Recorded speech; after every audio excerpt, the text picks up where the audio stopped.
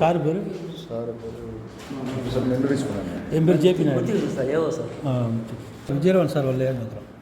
அவர் வரலையா? விஜயராவன் சார் உடம்பு சரியில்லை சார். இந்த கல்லூரி வந்து சார் என்னென்ன கேஸ்டில் இயங்குது, எவ்வளோ கல்லூரி வந்து இந்த கேஸ்ட் கல்லூரி வந்து சட்டப்படி இந்த சங்கத்தில் பதிவு பெற்றிருக்கு. அதாவது 132/73 பதிவு பெற்ற கல்லூரி. இந்த கல்லூரி வந்து மதுரை தமிழ்நாடு நாயர் மதா சங்கத்தால் நிறுவப்பட்டது. அதுலேருந்து ரொம்ப வந்துக்கிட்டே இருக்காங்க. எல்லா சமூகத்திலும் இருக்காங்க. எல்லா சமூகம் அது பாகுபாடு கிடையாது. சட்டப்படி சட்ட விதிகளின்படி பதிவாளர் உத்தரவுப்படி எங்களுக்கு எந்த மாதிரி நடத்தணுங்கிறதுக்கு அந்த பயிலா தொழில் சமர்ப்பட்டுருவோம். எல்லா மக்களுக்கும் தெரியும். அந்த அடிப்படையில் ரொம்ப சேர்ந்தவங்க ஒவ்வொரு வருடமும் எலெக்ஷன் நடக்கும். 3 வருஷத்துக்கு ஒரு எலெக்ஷன் நடக்கும். அந்த எலெக்ஷனில் யார் வந்தாங்களோ அவங்க தேர்ந்தெடுத்து சட்டப்படி தேர்தல் அதிகாரி நியமனம் பண்ணி பண்ணணும். ஸோ அதனால் எந்த மாதிரி எந்த வந்து எந்த நடவடிக்கை ஒத்துக்கிறாரு சட்டப்படி என்ன செய்ய முடியுமோ அதை நான் செய்ய முடியும். இதான் ஒன்று சொல்லுவேன். இங்கேயே உதாரணத்துக்கு சொல்கிறேன். இங்கேயே வளமநாடு இருக்காங்க, கவர்னர் நாயுடு இருக்காங்க, குமார் நாயுடு இருக்காங்க, எல்லா சமூகத்திலும் இருக்காங்க. யார் போட்டி போடுறாங்களோ யார் எலெக்ஷன் வர்றாங்களோ அவங்க தான் தேர்ந்தெடுக்க முடியும். வரலாறு நிறைய இருக்கிறது குறைய இருக்குது. அந்த டிஸ்கஷன் தேவையே இருக்காது. பொதுவாக சொல்கிறேன்.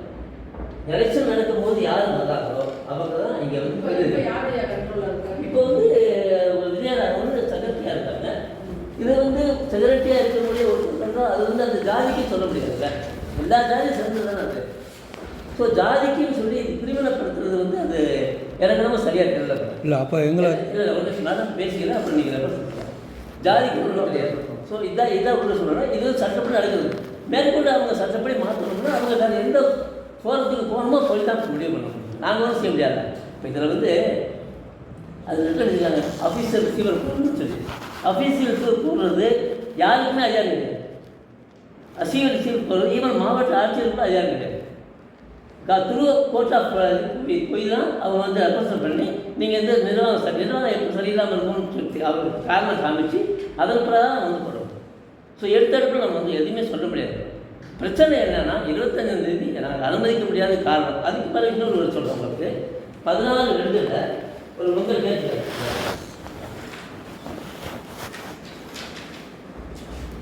இது வந்து 19 தான். அந்த ரேஷியோ இருக்குல்ல சார். ரேஷியோ வந்து question of ratio is not decided by anybody. There is no ratio in the bylaws. If there is a ratio in the bylaws, we have to adopt the bylaws. There is no ratio at all. It is controlled by the members. No, that ratio you should not determine, I should not determine, nobody is determined. தமிழ்ல பேசுங்க. That is bylaw. This is the நான் governor இந்த சங்கத்துல இருந்து 19 தேதி கேட்டுட்டாங்க, 16ஆம் தேதி கேட்டுட்டாங்க, இழுத்து கொடுத்துருக்கோம். ஸோ தோசை எங்களுக்கு வரணுன்னு 10-15 பேர் பெருமை கொடுத்துருக்கோம். சார் இது வந்து தனிப்பட்ட முறையில் எந்த விருப்பம் இருக்குதா நடவடிக்கை நடக்கலாம். இது கலவு பண்ணீங்களா? அளவு பண்ணுவோம். 15 பேர் அளவு பண்ணணும், 5 பேர் அளவு பண்ணணும். ஸோ இந்த மாதிரி வர்றது அதாவது 1000 வந்து எல்லாருக்கும் பண்ணாங்க. அதில் வந்து யாருக்குமே பாவத்தில் பார்க்குறது. ரெண்டாவது ரேஷியோ கொஸ்டின் வந்து ஜஸ்ட் நாட் அரேஞ்ச் பண்ணலாம். Ratio question nobody questions the ratio. Notice madam இவங்க வந்து காலேஜை பூட்டி அனுமதி மறுத்த பிறகு தான் கண்டனாக இருப்பாருக்கான நோட்டீஸ். இப்படி நோட்டீஸ் வந்தனால அப்படிங்கிற கஷ்டம் பண்ணாங்க. அதெல்லாம் ஒரு இது நம்ம அந்த இதை ரெக்கார்டுக்குள்ளாக ரிட்டனாக கொடுத்துருக்கோம். கொஸ்டின் அதுக்கு அவங்க நீங்கள் அவங்ககிட்ட வேலையை கொடுத்துக்க வேண்டியது. நாங்கள் கேட்டால் அது வந்து அந்த சட்டம் வந்து கேட்க எதுக்கு சார் மாலை போடுறது வராங்க? ஏன் போலீஸ் தான் அனுமதி மறுத்துட்டாங்க? மேடம் இன்னொரு விஷயம் மேடம், சிலை நிறுவனத்துலேருந்து யாரோட அனுமதி இல்லாமல் எப்பயுமே ஓப்பனில் இருக்கும் அன்னைக்கு. இந்த வருஷம் மட்டும் எதுக்கு கண்டிஷன் பண்ணாங்கன்றத கேள்வி. யாரும் நீங்கள் கேட்குறோம். நாங்கள் சார் 25 தேதி ஃபங்க்ஷன் எடுக்கிறோம், எல்லாரும் வரணும் விரும்புகிறாங்க, அனுமதிக்காமல் கேட்குறோம். கமிஷன் என்ன சொல்கிறாரு? அனுமதிக்காதீங்க அப்படின்றாரு. ரிட்டனில் கொடுத்துருக்காரா? ரிட்டனில் கொடுத்து நாங்கள் அப்படி நம்ப முடியும்? திருப்பூர் ஸ்டேஷனில் ஃபர்தராக இவங்களா போய் ஒரு கம்ப்ளைண்ட் ஃபார்வர்ட் பண்ணியிருக்காங்க. ரிட்டனில் கொடுக்க மாட்டாங்க. முடியுமா? ஃபோனில் சொன்னாங்க. நாங்கள் ஃபோனில் கேட்போம். சார் இந்த மாதிரி 25 தேதி வருது சார், என்ன சார் செய்யலாம்? அனுமதி கொடுக்கும். கமிஷனர் பேர் அப்படி கேட்டு தான் பண்ணுவீங்களா? ஆமாம், ஒரு வருஷமும் ஃபோனில் கேட்டுட்டு அவங்க சொல்லி 2 அனுமதி எங்களுக்கு யாரும் வரல இல்லை சார். நிறைய பேர் கூச்சில யாராவது நேரம் வந்துருக்காங்க, யாராவது நேரில் எங்கிட்ட வந்துருக்காங்க. இல்லை கண்டன ஆர்ப்பாட்டமே நடத்துகிறேன், அது முதல்ல தெரியாது. நேரம் கூப்பிட்டு இந்த காரணங்களால் நான் கூட்டிட்டு வந்து தெரியாது சார். எங்கள்கிட்ட யாருமே வரல. இல்லை கமிஷன் இதெல்லாம் ரேஷியோவில் இல்லைன்னு சொல்லிட்டாங்க. ரேஷியோ இல்லைன்னு எப்படி பைலாவில் இருக்கலாம். பைலாவில் வந்து இப்போ கம்மவாருக்கு இத்தனை %, கௌரவ நாயுடுக்கு இத்தனை % தான் இருக்கு. அது தேர்தல் நடத்தி தான் எடுக்கணும். இந்த முறையெல்லாம் தேர்தலே நடத்தலை. மேடம் தயவு பண்ணி மன்னிக்கணும், அவங்க வந்து தவறுதலான தகவல் சொல்கிறாங்க. பைலாவில் கிடையவே கிடையாது, தேர்தல் நடத்தலை. பைலாவில் வந்து ஒரு நிமிஷம் காப்பி இருக்கான்னு பார்த்துக்கிறேன். இப்போ என்ன இதில் வந்து ரேஷியோவில் அவங்ககிட்ட ஸ்டாஃப்ஸ் சார் இருக்காங்க. தயவு பண்ணி ரேஷியோ தயவு பண்ணி இல்ல. சார் நிர்வாகத்தில் இல்லவே இல்லை சார். நிர்வாகம் வந்து எப்படி சொல்ல முடியும்? கேளுங்க நிர்வாகம் ரேஷியோ இல்லாமல் இருக்கும். இல்லை இருக்குல்ல பைலா நிரு- வாங்க பைலா வாங்கிட்டு பாருங்க. மெம்பர் தான் சேர்க்க மாட்டேங்க. கண்டிப்பாக ரேஷியோ வரும். ரேஷியோ வராது சார். ரேஷியோ கிடையாது, ரேஷியோ கிடையாது. இப்போ நாங்கள் மெம்பராக போய் சேரணும்னா சேர விட மாட்டேங்கிறாங்க. எல்லாம் ஏழை பாலை எல்லாருமே சேரணும். பணக்காரன் மட்டும் வந்து மெம்பர் ஆகக்கூடாது. 50,000 ரூபா கட்டினா தான் மெம்பருன்றாங்க. 260 ரூபா மெம்பர்ஷிப் இருந்ததை கேன்சல் பண்ணி இன்றைக்கி வந்து 50,000. ஒரு சங்கம் நிறுவப்படுது. எப்போ நிறுவப்படுது? 74ஆம் ஆண்டு நிறுவப்படுது. 74ஆம் ஆண்டு பைலா திருத்தங்கள்னு சொல்லி போடுறாங்க. அதுக்கு பிறகு 60ஆம் வருஷம் 70ஆம் வருஷம் இந்த மாதிரியில் அந்தந்த நிர்வாகத்தின் முடிவுப்படி பைலா திருத்தம் கொண்டு வரும். பைலா திருத்தம் கொண்டு வரப்போகுது. 1000 கட்டினா A கிளாஸ் மெம்பர், 1 லட்சம் கட்டினா B கிளாஸ் மெம்பர், 5 லட்சம் கட்டினா A கிளாஸ், இந்த மாதிரி அப்படின்னு வகைப்படுத்துகிறாங்க. எதை வகைப்படுத்துகிறாங்க? மெம்பர்கள் வந்து வகைப்படுத்துகிறாங்க. ஏன்னா எல்லாரும் மெம்பர் சேர்ந்தா எப்படி ரெப்ரஸன்டேஷன் வரணும் இல்லையா? ஸோ அதனால் வகைப்படுத்துகிறாங்க. வகைப்படுத்தும் போது 10 லட்சம் ஒரே அமௌண்ட் தான் சார் இருக்கும். ஒவ்வொருத்தருக்கும் ஒவ்வொரு அமௌண்ட்டா வகைப்படுத்தி பைலா அமர்மெண்ட்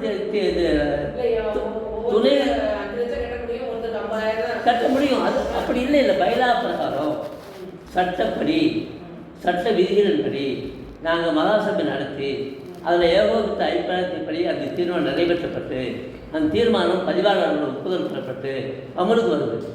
இதில் எங்கேருந்து வருது ரேஷியோ? எங்கேருந்து வருது? எங்கே விருப்பம்?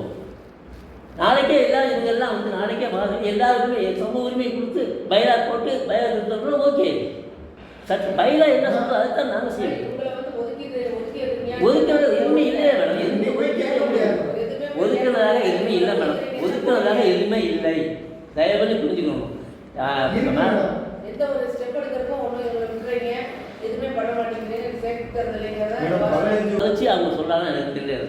அந்த சங்கம் தான் டார்மட் ஆகி இப்போ ரிவைவ் ஆகிருக்க. எங்களுடைய மன்னர் திருமண கல்லூரி சங்கம் வந்து மன்னர் திருமண கல்லூரி வந்து எந்த விதத்துலையும் டார்மட் ஆகலை. எப்பயுமே நடவடிக்கை இல்லாமல் இல்லை. 73 தொடர்ந்து நடவடிக்கை இருந்துகிட்டு தான் இருக்குது. பைலா பிரகாரம் தான் நடத்த முடியறாங்க. பைலா இல்லாமல் பைலா பிரகாரம் இவங்க சொல்கிறபடி நாங்கள் இதாக பிரிச்சுங்கப்பா அப்படின்னு போட முடியாதுல்ல, வகையில் இல்லை.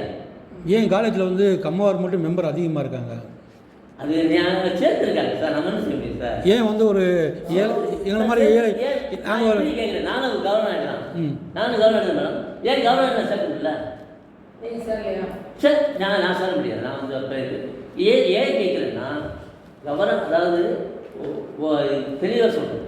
கவர்னர் ஆகிட்டு அதிகபட்சமாக பணம் கொடுத்து சேர்க்கிறதுக்கு அவங்க முனைப்பு எடுக்கலை.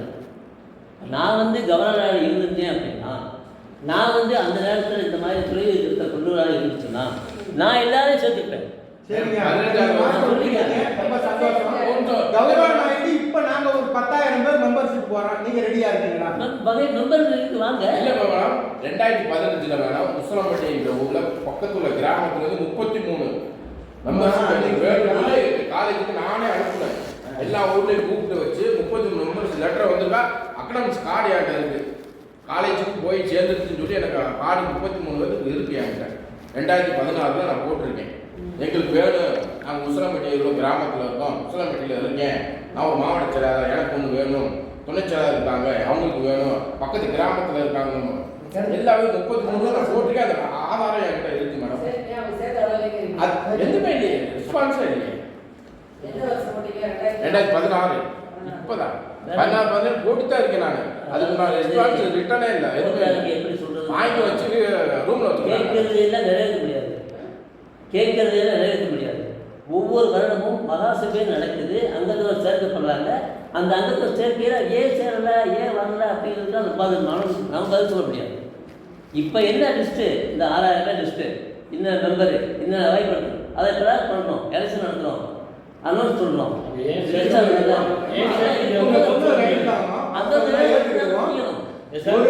நடத்த போறோம்ன்றது பொது சங்கம் தானே, இது பொது பப்ளிக் இது தானே, இந்த சமுதாயத்துக்கு உட்பட்டது தானே. நீங்க இது நடத்த போறோம், மெம்பர்ஷிப் பார்க்க போறோம், சேர்க்க போறோம்னு எதுக்கு பொது அறிவிப்பு கொடுக்கல?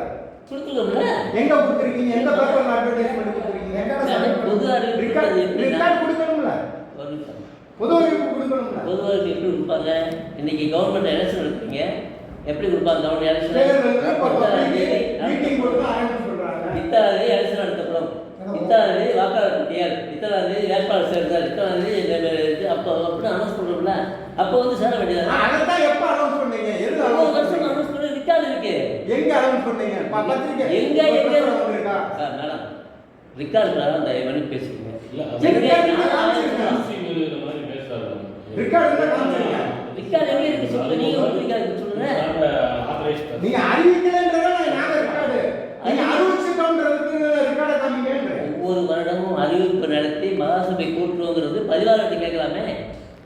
சட்டப்படி பதிவாளர் இருக்காங்கல்ல, பதிவாளருக்கும் சமூக பதிவுக்கும் பதிவாளருக்கும் சம்பந்தம் கிடையாது. உறுப்பினர் கேட்கறதுக்கு உங்க சங்கத்துல இருந்து என்ன பொருள் அறிவிப்பு கொடுத்தீங்க? அதுதான் மெயின். இவர் அட்மினிஸ்ட்ரேட்டிவ் ஆக்ஷன் வந்து இது வந்து மலுக்குலான மறுக்கல உங்க நிலைமையை சொல்லுங்க. மலுக்குலான சரிங்க. 261 ரூபா மெம்பர், 261 ரூபா மற்றும் ஃபேமிலி மெம்பர் ஒன்று இருக்குது. அது 200 ரூபா 60 ரூபா கட்டினாலே சேர்ந்துக்கலாம். அதை யாரை கேட்டு எதுக்காக வந்து கேன்சல் பண்ணீங்க? அந்த 261 வந்து இந்த தேதி வரை அனுமதிக்கப்படுகிறது, அதற்கு மேல் நிறுத்தப்படுகிறது அப்படின்னு நோட்டீஸில் விடுவோம். எந்த நோட்டீஸில் விடுவோம்? மகாசபை அறிவிப்பு விடுவோம்ல, தொழில் திருத்தம் இருக்குல்ல, தொழில் திருத்தம்ல தற்போது உள்ள பயிராகுது, மாற்றி அமைக்கிற பயிராகுது அப்படின்னு காமிக்கிறோம். அப்போ என்ன சொல்கிறோம்? இதுவரை 261 சேர்ந்த மெம்பர்கள் இந்த வகை. அதை மாற்றுறோம். எப்படி மாற்றணும்னா இது வந்து நிறுத்தப்படுகிறது, புரிஞ்சுக்கலாம். அப்போ வந்து அதில் குறிப்பிட்டவங்க மட்டும் அதில் அந்த மெம்பர்ஸ் தான் அதாவது இதெல்லாம் எப்படி காலப்போக்கில் முடிஞ்ச பிறகு தோன்ற முடியாது. 261 உறுப்பினர் மற்றும் குடும்பம், அவங்க குடும்பமும் மெம்பர், அது ஆதி இருக்காங்க. அப்போ அந்த மெம்பர்ல சிலருக்கு எக்ஸெப்ஷன் கொடுத்துருக்காங்க, சிலருக்கு வந்து தொடராமல் இருக்கு, மேஜர் பார்த்தீங்கன்னா ரத்து பண்ணியிருக்காங்க. அவங்க ரெக்கார்ட் தரேன். ஐயா சொல்ற எக்ஸாம்ஷன் ரெக்கார்டு காமிச்சா நான் பதில் சொல்றேன். ரெக்கார்டு காமிச்சா பதில் சொல்ல கடை. ஆனால் எப்படி அதான் சொல்கிறேன்ல, 10 லட்சம் மெம்பர் இருக்காங்க, 5 லட்சம் மெம்பர் இருக்காங்க, மினிமம் எவ்வளோ சொல்லுங்க, 2 லட்சம் மெம்பர் இருக்காங்க, 1 லட்சம் மெம்பர் இருக்காங்க, 10,000 இருக்காங்க, 5,000 இருக்காங்க. இந்த வகையில் யாருக்கு தான் கொடுப்பாங்க, யார் விரும்பினாலும் கொடுப்பாங்க. கல்லூரி நலன் கருதி கல்லூரியை வளர்ச்சிப்படுத்துறதுக்கு கல்லூரி நலன் கருதி கல்லூரியை வளர்ச்சிப்படுத்துறதுக்கு கொடுக்கறவங்க இருக்காங்க. எந்த உட்பிரிவு? எந்த உட்பிரிவு? எந்த உட்பிரிவு? 10 கோடி கூட வாங்கிங்க. எந்த உட்பிரிவை சேர்ந்தவங்க கொடுத்தாங்கன்றத அவங்க கேள்வி. எங்களுடைய நிர்வாகத்தின் கடமை என்ன தெரியுமா? நீங்க வகுத்து கொடுத்த பைலா பிரகாரம் நாங்கள் நடத்துறோம். நீங்க வகுத்து கொடுத்த பைலா பிரகாரம் நாங்கள் நடத்துறோம். பைலா வந்து இது சீக்கிரம் ஆக்ட். சார் கேட்ட கேள்வி என்ன சார்? அந்த 10 லட்சம் ரூபா கொடுத்தது என்ன கம்யூனிட்டி கணக்கு, அதை விட்டுட்டு பயிலாக கம்யூனிட்டி பேச வேண்டியது, கம்யூனிட்டி பேச வேண்டிய ஆரம்பிக்கப்பட்டது. 3 உட்பிரிவு உட்பட்டவங்க தான் இதுல வந்து மெம்பரா இருக்கணும், இவங்களுக்கு உட்பட்டு பாத்தியப்பட்டதுன்றதால ஆரம்பிச்சாங்க அந்த கல்லூரியை நிறுவனரே. அந்த மாதிரி இருந்தா பச்சை கலர் துண்டை எடுத்துக்கிட்டு தெரு தெருவா பிச்சை எடுத்து அந்த கல்லூரியை கட்டி கொடுத்தாரு. 2,000 கோடி வருமானம் வந்திருக்கு. அடுத்த எஜுகேஷனுக்கு இந்த கல்லூரி நிர்வாகம் என்ன பண்ணுச்சு? எங்களோட கேள்வி அதுதான். ஸ்கூல் ஆரம்பிச்சிருக்கா, காலேஜ் இல்ல இந்த காலேஜ் வேற எஜுகேஷன்ல வேற டிபார்ட்மெண்ட், வேற கல்லூரி நிர்வாக வளர்ச்சி, கல்வி அறிவு, இந்த சமுதாய மக்கள் வளர்ச்சி அடையணும் அப்படின்ற கேட்டகரிக்கு மாத்திருக்கீங்களா? அது ஒரு இருக்காது. இல்ல இந்த ஸ்கூல் காலேஜ் மூலியமா வந்தது 30 கோடி ரூபாய் 50 கோடி ரூபாய் வருமானம் போக இதுக்கு இன்னென்ன பள்ளிக்கூடம் கட்டியிருக்கோம், இந்த சமுதாய மக்கள் வாழ்றதுக்கு, பொதுமக்கள் வாழ்றதுக்கு ஒரு கேட்டகரி லிஸ்ட் கொடுங்க. அது போக பொதுவாகவே வந்து நிறைய பேர் வந்து கம்யூனிட்டி பேஸில் வந்து காலேஜில் சேரணும்னு வந்தால் எந்த கம்யூனிட்டியில் எதுவாக இருந்தாலும் சரி வந்தால் அவங்க ஃபுல்லாகவே வந்து இதில் சேர்க்கறது இல்லை, ஃபைனான்ஸில் தான் சேர்க்கறது. செல்ஃப் ஃபைனான்ஸில் செல்ஃப் ஃபைனான்ஸ். செல்ஃப் ஃபைனான்ஸ் ஒருத்தர் கஷ்டத்துக்கு தான் காலேஜ், அவனை போய் செல்ஃப் ஃபைனான்ஸில் படிக்கிறான். அம்மா அப்பா இல்லை, செல்ஃப் ஃபைனான்ஸ் போகன்றாங்க. நாங்களே போய் கெஞ்சி ஆளுக்கு 5-10 போட்டு நாங்களே காலேஜுக்கு ஃபீஸ் கட்டுறதா இருக்கு. ரெண்டாவது கெஞ்ச வேண்டியதா இருக்கு. ஒவ்வொரு சீட்டுக்கு கெஞ்சி கூத்தாடி கட்டுறோம். 360 பேருக்கு கம்யூனிட்டிலேருந்து செக்ரட்டரி சார் தலைவரில் ஃபீஸ் கட்டிக்கலாம். உங்கள் பேர்? நீ பேச, நீ யாருன்னு சொல்லிட்டு பேசுங்க. நீ யாருன்னு சொல்லாமல் பேசுங்க. நீ பேச சரி இப்போ குறிப்பாக நான் சொல்லிக்கிறேன், இது ஒவ்வொன்றும் இது வந்து 50 வருஷ கதை, புரியுதுங்களா? இது 50 ஆண்டு நடந்தது. அப்படிலாம் கேட்கல. இதில் வந்து பழசையெல்லாம் நம்ம இது பண்ணுற போது அதுக்கெல்லாம் ரெக்கார்டு பூர்வமாக இருந்தால் அவங்க எந்த மாதிரி நடவடிக்கை எடுக்கணுமோ இது ரிப்போர்ட்டாக எடுத்துக்கலாம். சரி, இல்லை இது வந்து இல்லை இல்லை நாங்கள் ரிட்டனாக கொடுத்ததுக்கு எங்களுக்கு ரிட்டனாக மட்டும் பதில் கொடுக்க சொல்லியிருக்கேன். இது அது மாதிரி வந்து நாங்கள் ரிட்டர்ன் எதுவுமே எங்களுக்கு தெரியல. எங்களுக்கு வந்து இருக்கணும் அந்த கேள்வி நான் ஒரு பேப்பர் வந்து நீங்கள் வச்சுக்கிட்டா எங்களுக்கு தெரியாது. சரி, இப்போ கமிஷனர் இருக்கார் இல்லையா, கமிஷனர் வந்து நடத்தக்கூடாதுன்னு சொன்னார் இல்லையா, எந்த கமிஷனர்? கமிஷனர் பேருங்க. அதெல்லாம் குறிப்பிட்டு சொல்ல முடியாது சார். அப்புறம் என்னத்துக்கு சொல்கிறீங்க? அப்போ ஃப்ராடு விடுறீங்களா? பேர் சொல்லுங்க. கம்ப்ளைண்ட் கொடுத்த காப்பி என்கிட்ட இருக்கு, பார்த்துக்கோங்க. பண்ணிக்கணும் இல்லை சார், நாங்கள் நிலைமையை தான் சொல்ல முடியும். அது வந்து எந்த கமிஷனர் பேர்? கோல் பண்ணி சொல்கிறது இந்த லெட்டரே அந்த கமிஷனர் நான் கேட்கணும். இல்லை ஜெராக்ஸ் காப்பி இல்லை, நம்ம கொடுத்துருவோம். ஜெராக்ஸ் காப்பி நம்மகிட்ட இருக்குல்ல.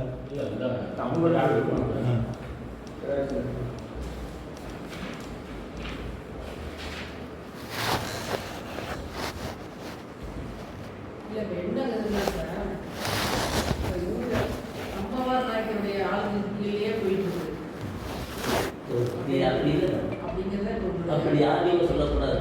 அப்படிங்கிறத எங்கள் ஆடியோ அவங்க சொல்லுவாங்க, அவங்க வந்து எல்லாரும் சொல்லுவாங்க. அப்புறம் ஏங்க 90% ஏங்க கம்ப்ளைண்ட்டே அதாங்க எங்கள் கம்ப்ளைண்ட்டு. சொல்கிறேன் நான், இப்போ தானே கொடுத்துருக்கீங்க, அதுக்கு தான் சொல்ல அவங்க முடியும். எக்ஸ்பிளைன் தான் பண்ணுறாங்க சார். அதை கேட்டுட்டு பதில் சொல்லுங்க சார் சொல்கிறேன். 90 முடிக்கல அது நீங்களே பதில் சொல்லிட்டீங்க. ஒரிஜினல் அதை எடுத்து இது அங்கே போய் பார்த்துக்குங்க சார். அது அங்கே போய் பார்த்துங்க வீட்டில். சரி சொல்லுங்க. இப்போ என்ன கமிஷனர் வந்து கமிஷனர் பேரை சொல்லுங்கள், நடத்தக்கூடாதுன்னு சொன்னார்ல. நான் கேட்டு சொல்கிறேன், ஆஃபீஸ் கேட்டு. அப்போ அது உள்ள தகவல் வேணுங்க. சார் ஆஃபீஸ் கேளுங்க. இப்போ அடிங்க நடந்து முடிந்து போன கதையை வந்து ஏங்க எங்களுக்கு அதாங்க மெயின். எங்கள் தாத்தாவுக்கு மாலை போடல பாடு நான் மனுப்புலா பதில் பேசுகிறேன்.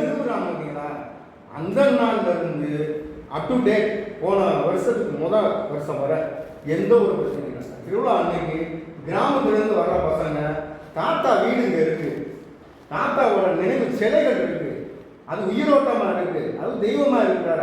அவரை வணங்கிட்டு மரியாதை செஞ்சுட்டு எந்த பிரச்சனையும் இல்லாமல் 20 வருஷமும் நடந்தது. போன வருஷம் யார் மூலியமா உங்களுக்கு இன்ஜெக்ஷன் வந்தது? எந்த கமிஷனர் உங்களுக்கு போன் பண்ணிக்கிறார்? எந்த உளவு பிரிச்சு வந்தது? நீங்க எப்ப போய் திருப்பணம் கம்ப்ளைண்ட் பர்தரா கம்ப்ளைண்ட் கொடுத்து நீங்க எதுக்கு பாதுகாப்புக்கு கொண்டு வந்தீங்க? எதுவுமே இல்லை, மாலை மட்டும் தான் போடுவான். எதுவுமே நடந்ததில்லை. இதுவே எந்த அப்ளிகேஷன் கிடையாது. வரும்போது ஆஃபீஸில் இருந்து போலீஸ் கமிஷனர் சொல்ல வேண்டாமா? சொல்லுங்க. அந்த எந்த கமிஷனர் சொல்லுங்க. இல்லை சார், நீங்கள் அனுமதிக்காதீங்க. எல்லாரும் ஒரு ப்ராப்ளம் இருக்கு, நீங்கள் அனுமதிக்காதீங்க. அப்போ இல்லை, எங்கள் நம்பர் எல்லா கமிஷன் நம்பர் எங்கிட்ட இருக்கு. அப்போ அது எந்த காரணம் சொன்னாங்க என்னதுன்னு எனக்கு நினைவுக்கு வரல. மாப்பிள்ள இப்போ நம்ம கேட்ட கேள்வி ரிட்டர்ன் மட்டும் கொடுத்துருக்கோம்.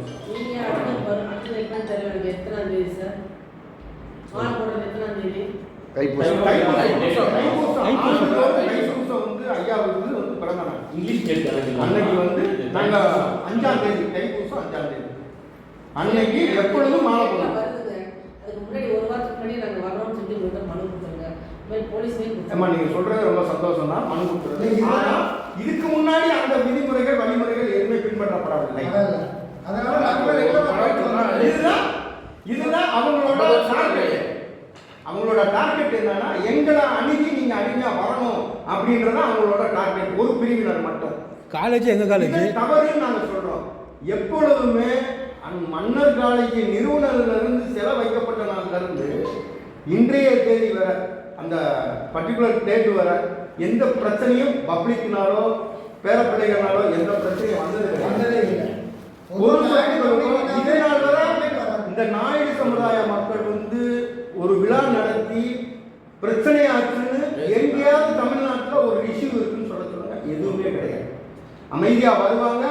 அந்த 1 மணி நேரம் அவங்க சிலைக்கு முன்னாடி சாமி கும்பிடுவாங்க, பொங்கல் வைப்பாங்க, படையல் வைப்பாங்க, பாலை அபிஷேகம் பண்ணுவாங்க, மாலை போடுவாங்க, சந்தோஷமா இருந்து கிளம்பி போயிடுவாங்க.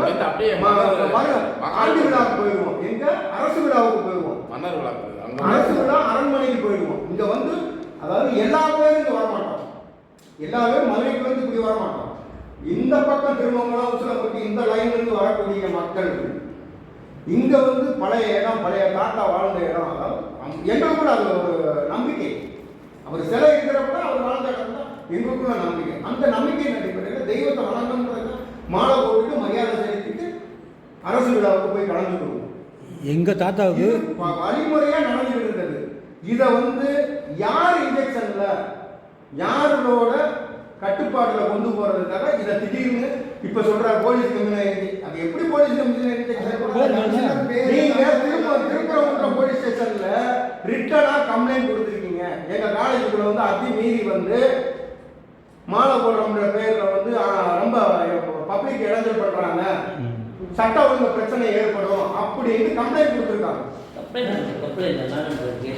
இது நாயுடு காலேஜ் வருஷம் நாயக்கர் சிலைக்கு மாலை போடுறது பாரம்பரியமா காலேஜ் ஆரம்பிச்ச காலகட்டத்துல இருந்து நடந்துட்டு தான் வருது. இது தொடர்ந்து நடந்து வர விஷயம். உட்காந்து பேசுனா யாருன்னு சொல்லிட்டு உட்காந்து பேசுங்க. அவங்க யாரையும் சந்திக்க தயார் இல்லைன்னா வெளியே போங்க. இன்னும் உட்காந்து பேசுங்க, இல்லை வெளியே போங்க. நம்ம காலேஜ் அட்டெண்ட் அதாவது இத்தனை ஆண்டு காலமா அது பாட்டுக்கு நடந்தது. அடுத்த வருஷம் நீங்க கேளுங்க. நாங்கள் என்ன கேட்கணுங்க? எங்கள் காலேஜ் நாங்கள் என்ன கேட்கணும்? நான் என்ன கேட்கிறேன்னா, ஒரு அதிகாரி வந்து இதுல நடத்துறதுல இவ்வளவு பிரச்சனை இருக்குன்னு தகவல் கொடுக்குறாரு. காலேஜ்ல இருந்து நீங்க தகவல் கொடுக்குறாரு. நீங்க உளவு பிரிவுல இருந்து ரிப்போர்ட் வந்ததுனால நாங்க சொல்றோம்ன்றாரு. அது ஏத்துக்கிற விஷயமே கிடையாது. ஏதாவது ஒரு அலிகேஷன் அதுல இருந்து அவருக்கு காலேஜ்ல அதுக்கு ஒரு 10 நாளைக்கு முன்னாடி வந்து மாமன்னர் வீரபாண்டியோட ஜெயந்தி விழா நடந்துச்சு, பிறந்த நாள் விழா நடந்துச்சு. அதுக்கு பர்டிகுலர் கமிஷனரே வந்து அங்கே வந்து உட்காந்துருந்தாரு.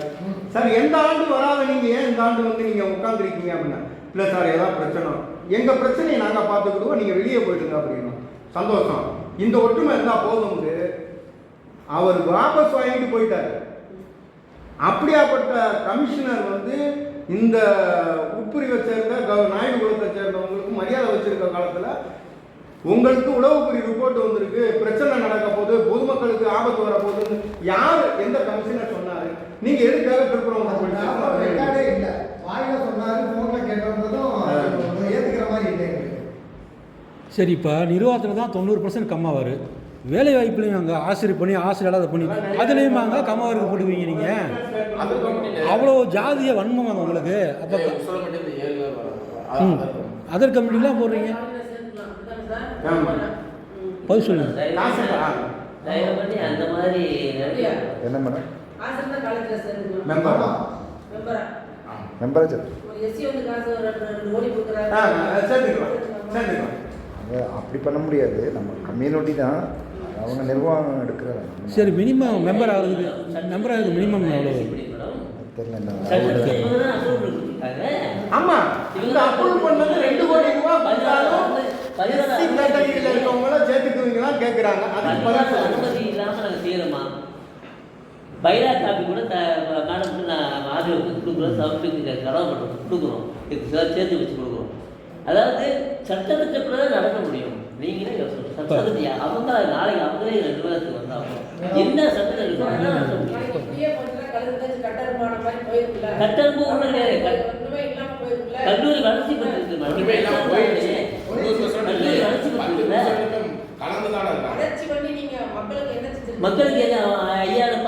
3000 ஸ்டூடெண்ட்ஸ் படிக்கிறாங்க. ஒவ்வொரு ஸ்டூடெண்ட்ஸுக்கும் நன்மை கொடுக்குறோம். அவங்களுக்கு வந்து சிங்கிள் பேரண்ட் ஸ்காலர்ஷிப் கொடுக்குறோம். அவங்களுக்கு வந்து படிக்க முடியாதவங்களுக்கு வந்து நாங்களே பணம் வந்து படிக்க வைக்கிறோம். நம்ம கம்யூனிட்டி மாணவர்கள் அவங்க சொன்னாங்க இல்லையா, ரெகுலரில் வந்து எய்டட் குரூப்பில் வந்து இந்த சீட்டு இந்த ஒரு வரையறை இருக்குது. ரெகுலரில் அரசு தட்டப்படி தான் சேர்க்க முடியும். 30 சீட்னா 30 சீட்டு மார்க் தான் பிடிக்க முடியும். 50% கம்யூனிட்டி, 50% கம்யூனிட்டியில் யார் ஹையஸ்ட் மார்க்கோ அவங்க தான் கூப்பிட முடியும். சட்டத்தில் இருக்கு. மெம்பர்ஷிப்ல மட்டும் உங்களுக்கு வந்து கம்மா இருக்காங்களா? ஸ்டூடண்ட்ஸும் எல்லாத்துலேயுமே அது இப்போ ஸ்டூடெண்ட்டு வேலை காட்டுறாங்க. இப்போ நிர்வாகமும் அந்த வேலை வாய்ப்புகள் தான் வந்து கம்யூனிட்டி கவர்மெண்ட் சீட் இருக்கு பார்த்தீங்களா? ஆபரேஷன் ரேஷன் ஒன்று இருக்கும்ல, சம்பவம் தான் அதிகமாக இருக்காங்களா? ஆமாம். இல்லை மதுரையில் ஒரு 5000 தான் இருக்கு. 5000 தான். எங்களுக்கு 5 லட்சம் குடும்பம் இருக்குது. இவங்களுக்கு வெறும் 5000 தான் அம்மா இருக்குது. வெறும் 5000 குடும்பம் தான் இங்கே மதுரையில் இருக்குது. நாங்கள் 5 லட்சம் ரூபா பேர் கமரா. ஆனால் அந்த கவர்மெண்ட் சீட் அட்மிஷன் ஐயாவை சொல்லும்போது ஒரு தவறான கருத்து சொன்னார். கம்யூனிட்டி ஸ்காலர்ஷிப் கொடுக்குறோம். ஸ்காலர்ஷிப் உங்க வீட்டு காசுல கொடுக்க கிடையாது, கவர்மெண்ட் கொடுக்குது. இதை போய் சொல்லிக்கிறாரு எந்த விதத்துல எனக்கு தெரியும். கவர்மெண்ட் கொடுக்குறது அரசு நிதி உதவி பெறும் கல்லூரிக்கு தான். அரசு நிதி உதவி கல்லூரிக்கு வந்து 830 பேர் இல்லை 1000 பேர் தான். சார் ஏஎன் காலேஜில் இன்ஜினியரிங் 30 லட்ச ரூபாய் கட்டி படிக்கிறவனுக்கு ஸ்காலர்ஷிப் உண்டு சார். நீங்க என்ன சார் தவறா சொல்றீங்க? அவனோட அந்த பிசியா எஸ்சியா அந்த கோட்டத்துக்கு அடிப்படையில் அந்த ஸ்காலர்ஷிப் கவர்மெண்ட் கொடுக்கறது கைடன்ஸ் பண்ணி கொடுக்கத்தான் செய்வாங்க. நாங்களும் கொடுக்குறோம். அதான் சொல்ல வர நீங்க கொடுக்குறீங்கன்றீங்களே. நாங்களும் கொடுக்குறோம்னா எப்படின்னா சட்டத்திற்கு உட்பட்டு எஸ்சி எஸ்டிக்கு என்ன இருக்குது, நான் முதல்வர் ஸ்கீமுக்கு இந்த மார்க் வாங்கியிருந்தா இருக்குது, சென்ட்ரலி ஸ்பான்சர்ட் செக்டாருக்கு வந்து 80% மார்க் வாங்கியிருந்தால் இந்த 1000 ரூபா. கவர்மெண்ட் எய்டட் நமக்கு வரதில்லை இந்த காலேஜ். அதாவது ரெண்டு இது மேடம். கவர்மெண்ட் எய்டட் வருது எப்படின்னா, கவர்மெண்ட் எய்டட் ஆரம்பத்தில் கவர்மெண்ட் எய்டடாக இருந்தது. திரும்ப அவங்க என்ன நினச்சாங்கன்னா எல்லாரையும் சேர்க்க முடியும், 300 பேர் சேர்க்க முடியும். 4 கோர்ஸ் தான் இருந்தது. திரும்ப டெவலப்மெண்ட் ஆக கம்ப்யூட்டர் சயின்ஸு, இப்போ இன்ஃபர்மேஷன் டெக்னாலஜி நிறைய குரூப் இருந்தது. நிறைய குரூப்புக்கு வந்து கவர்மெண்ட் பெர்மிஷன் கிடைக்காது. அப்போ என்ன சொல்லிட்டாங்க, செல்ஃப் ஃபைனான்ஸ் கோர்ஸ் ஆரம்பிச்சிட்டோம். செல்ஃப் ஃபைனான்ஸ் கோர்ஸ் ஆரம்பித்தாங்கன்னா செல்ஃப் ஃபைனான்ஸில் எவ்வளோ 10,000 15,000 12,000 ஒரு செமஸ்டருக்கு ஃபீஸ் வாங்கி அந்த செல்ஃப் ஃபைனான்ஸ் கோர்ஸுக்கு நடத்தும். செல்ஃப் ஃபைனான்ஸ் கோர்ஸ் உள்ள ஆசிரியர் சம்பளம் இவங்க தான் தரும். யார் செல்ஃப் ஃபைனான்ஸில் வசூல் பண்ணுறாங்களா அதெல்லாம் தரும். கவர்மெண்ட் எய்டிலிருந்து எதுவுமே எடுக்க முடியாது. கவர்மெண்ட் யூஜிசி கிராண்ட் வரும். அந்த கிராண்டுக்கு தகுந்த மாதிரி அவங்க சம்பளம் அவங்க கவர்மெண்ட்டு கொடுத்துருவாங்க. மற்றும் நடத்துறதுக்கு ஒரு பொருள் வாங்குறதுக்கோ ஆப்பரேட்டர்ஸ் வாங்குறதுக்கு எது வாங்கினாலும் யூஜிசி கிராண்ட் வரும். அந்த கிராண்ட் வந்து செலவு பண்ணி வாங்கிப்பாங்க. இது வந்து அரசு உதவி பிரிவு பொறுத்த முடிஞ்சு போச்சு. அங்கே வந்து 800 பேர் 500 600 அங்கே தான் இருக்கும். மீதி எல்லாரும் சேர்க்க பண்ணாங்க. மீதி எல்லாம் நம்ம கம்யூனிட்டி இப்போ வர்றாங்க. அப்போ சேர்க்கறோம்னா அதை சேர்த்து சுயநிதி பிரிவுன்னு சொல்லி தனியாக ஆரம்பித்து சேர்த்துக்கிறோம். இதில் ஒன்றும் இல்லை மேடம். அவங்க தவறான இடத்துல இருக்காங்க.